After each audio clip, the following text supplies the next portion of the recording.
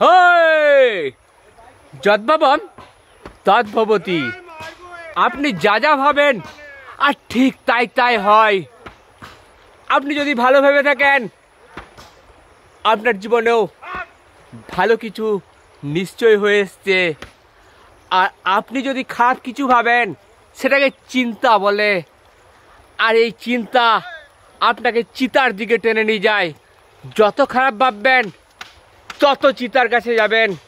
সব বন্ধুরা, ভাবতে গেলে ভালো কিছু ভাবুন।